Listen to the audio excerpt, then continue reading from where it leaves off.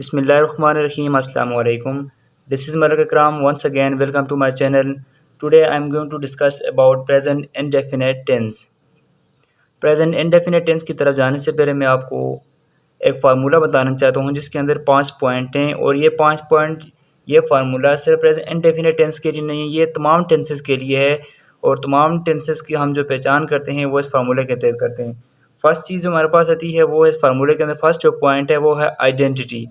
Identity का मतलब ये है कि हम किसी भी फ़िक्रे के लास्ट पे जो वर्ड्स आता है उसकी पहचान जो करते हैं, जैसे कि ता है, ती है, या हमारे पास आता है गा, गी, के आते हैं, चुका है, था, थी।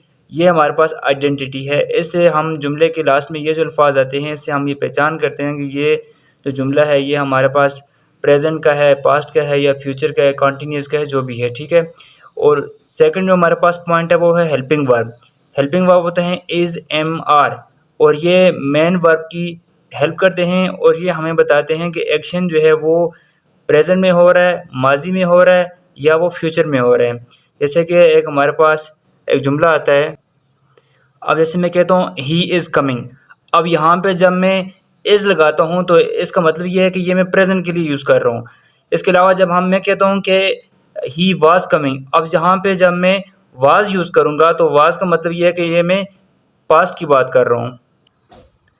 तो ये जो हमारे पास हेल्पिंग वर्ब होते हैं ये हमें बताते हैं, एक्शन के मतलब बताते हैं कि ये एक्शन जो है ये माजी से रिलेटेड है या ये हाल से रिलेटेड है या ये मुस्तकबिल से रिलेटेड है। इसके अलावा हमारे पास जो थर्ड पॉइंट है वो आता है, हमारे पास वर्ब आता है। वर्ब मीन एक्शन या मूवमेंट आ जाती है। फिर इसके अलावा चौथा जो पॉइंट है हमारे पास वो है सिंगुलर। अब सिंगुलर का मतलब ये है कि सब्जेक्ट की यहाँ बात की जा रही है, क्या सिंगुलर जो है सब्जेक्ट यहाँ पे ही, शी, इट है। तो या फिर लास्ट पॉइंट हमारे पास यहाँ पे प्लूरल आता है। प्लूरल मतलब ये है कि हमारे पास जो सब्जेक्ट है वो प्लूरल है या क्या है, जैसे कि आई, वी, यू, दे। अब ये जो हमारे पास इस फार्मूले के ये जो 5 पॉइंट हैं इनसे हम समझते हैं कि ये जो हमारे पास जुमले हैं ये कौन से टेंस से रिलेटेड हैं। अब हम चलते हैं प्रेजेंट इंडेफिनिट टेंस की तरफ। उर्दू में इसकी पहचान है, इस उर्दू फ़िक़रात के आखिर में ता है, ती है, ता हो, ते हैं वगैरह आते हैं। मिसाल के तौर पर जैसे कि उर्दू में हमारे पास जुमला है, बच्चे चिड़ियाघर की सैर से लुत्फ़ उठाते हैं, वो मेरी बात नहीं सुनता है, क्या गर्मियों में ओले पड़ते हैं। अब यहाँ पे देखें ते हैं, ता है, ते हैं, ये हमारे पास पहचान है प्रेजेंट इंडेफिनिट टेंस की उर्दू में। इंग्लिश में हम इसका यूज़ कैसे करते हैं, we use simple present tense to express the usual and repeated action, face, event, situation और हैबिट। अब हम देखते हैं forming the simple present tense, यानी कि हम जब सिंपल प्रेजेंट टेंस बनाते हैं उसके लिए हमारे पास उसके रूल्स क्या हैं या फिर हमारे पास जो सेंटेंसेस आते हैं वो किस तरह से हम उसकी रिकग्निशन कैसे करते हैं।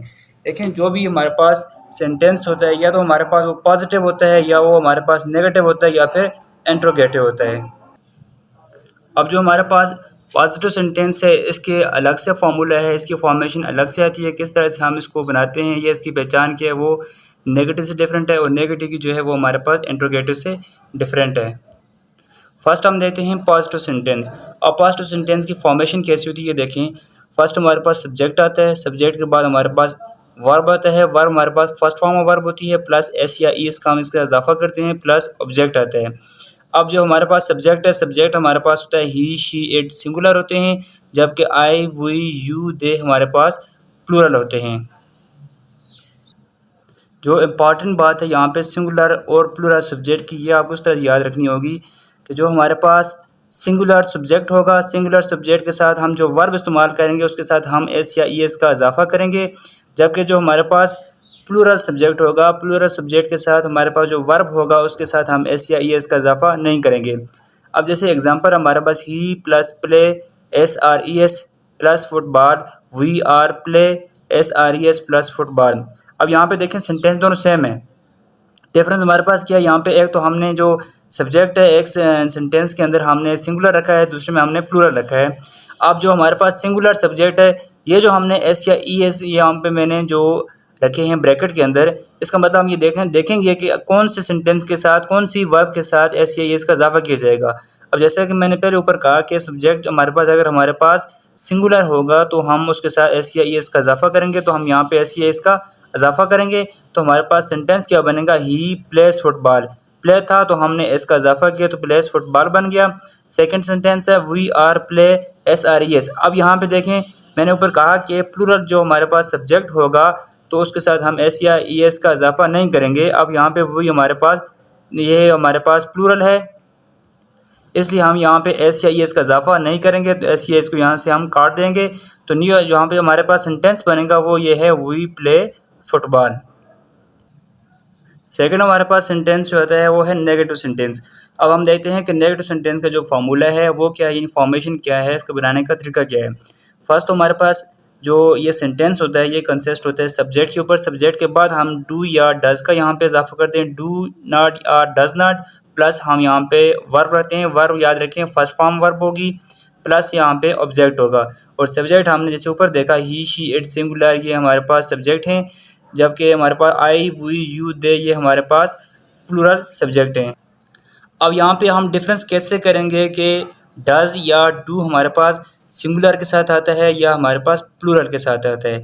अब यहाँ पे इस तरह से समझें कि हमारे पास हमने देखा था ऊपर कि हम सिंगुलर के साथ एस या ES का इजाफा करते हैं, यानी सिंगुलर सब्जेक्ट होगा तो हम उसके साथ एस या ES का इजाफा करेंगे। अब यहाँ पे भी देखें कि जैसे हमारे पास सेंटेंस बना हुआ है कि he plus does not plus take plus test. अब यहाँ पे हमने था हमारे पास ये टू ही, लेकिन वो जो एस या ES का हम इजाफा कर रहे थे पॉजिटिव सेंटेंस के अंदर हम वर्ब के साथ, वो एस या ES हमने यहाँ पे सिंगुलर के वर्ब के साथ लगा दिए, यहाँ पे एस या ES का इजाफा किया तो साथ हमारे पास वही टेक प्लस टेस्ट हमारे पास सेम है। तो सेकंड हमारे पास जैसे कि हमने प्लूरल यहाँ पे वी लिया plural subject plus do not. ऊपर भी हमने देखा था कि जो प्लूरल सब्जेक्ट होगा उसके साथ हम जो है वो सिंगुलर वर्ब रखेंगे, उसके साथ हम एस या ES का इजाफा नहीं करेंगे। अब यहाँ पे भी हमने ES का या S का इजाफा नहीं किया तो ये हमारे पास we do not take the test बन गया। यानी कि ये याद रखें कि हमारे पास जो सिंगुलर सब्जेक्ट होगा उसके साथ हम डज लगाएंगे, जबकि हमारे पास जो प्लूरल सब्जेक्ट होगा उसके साथ हम डू का इस्तेमाल करेंगे। अब हमारे पास आगे एग्जांपल में जो सेंटेंस बनता है वो बन जाता है he does not take test, और प्लूरल का बनता है we do not take test. Third हमारे पास आता है इंट्रोगेटिव सेंटेंस आ जाता है, और इसकी फॉर्मेशन या फॉर्मूला ये है कि डू डज। अब यहाँ पे भी से हमने जो नेगेटिव के अंदर डू और डज का हमने इजाफा किया था, अब इस डू और डज को हम सब्जेक्ट से पहले इस्तेमाल करेंगे क्योंकि हमने ये इंट्रोगेटिव सेंटेंस बनाना है। Plus subject plus verb first form of verb plus object रहेगा, यानी सब्जेक्ट फॉर्म ऑफ वर्ब और ऑब्जेक्ट सेम है, बल्कि सिर्फ यहाँ पे डू और डज की यहाँ पे ये चेंजिंग हुई है कि इसको हम स्टार्ट में ले जाएंगे। और सब्जेक्ट हमारे पास जो सिंगुलर है वो यही है ही शी इट, और प्लूरल हमारे पास जो सब्जेक्ट होते हैं वो आई वी यू और दे हैं। एग्जांपल है जैसे कि हमारे पास डज शी कुक फूड। अब यहाँ पे में ये देखें हमारे पास जो डज लगाया है, अब इसकी पहचान कैसे होगी। शी देखें हमारे पास ये हमारे पास सिंगुलर सब्जेक्ट है, इसलिए हमने इसके साथ एस या ES का इजाफा किया है, जबकि हमारे पास दे जो है ये हमारे पास प्लूरल सब्जेक्ट है, इसलिए हमने इसके साथ एस या ES का इजाफा नहीं किया, इसलिए हमने सिंगुलर सब्जेक्ट के साथ डज लगाया, जबकि प्लूरल जो हमारे पास सब्जेक्ट है उसके साथ हमने डू लगाया है। तो हमारे पास जो एग्जांपल में सेंटेंस बनेगा वो होगा डज शी कुक फूड, और जो प्लूरल का बनेगा वो होगा डू दे कुक फूड। तो आज की हमारी जो वीडियो थी ये हमारी प्रेजेंट इंडेफिनिट टेंस के हवाले से थी, जिसमें हमने इसकी पहचान देखी कि इसकी हम पहचान कैसे करते हैं, यानी कि आइडेंटिटी कैसे करते हैं। इसके अलावा हमने इसके फॉर्मेशन फार्मूले देखे कि किस फार्मूले के तहत हम इसकी पहचान करते हैं या हम कोई भी सेंटेंस बनाते हैं। फिर हमने इसके अंदर देखा पॉजिटिव सेंटेंस, नेगेटिव सेंटेंस और इंट्रोगेटिव सेंटेंस, यानी कोई भी जुमला जो है वो तीन किस्म का होता है, या वो पॉजिटिव होता है या वो नेगेटिव होता है या फिर इंट्रोगेटिव मीन के वो सवालिया होता है। उम्मीद करता हूँ कि आपको इस वीडियो की समझ आई होगी। अगर समझ आई है या वीडियो आपको अच्छी लगी है तो लाइक करें, अगर नहीं लगी तो डिसलाइक करें। तो इसके अलावा ये है कि आप कमेंट सेक्शन में बता सकते हैं कि किस चीज़ में इम्प्रूवमेंट की ज़रूरत है, या किसी चीज़ की आपको यहाँ से समझ नहीं आई तो आप कमेंट सेक्शन में पूछ सकते हैं। Thank you so much for watching and अल्लाह हाफिज़।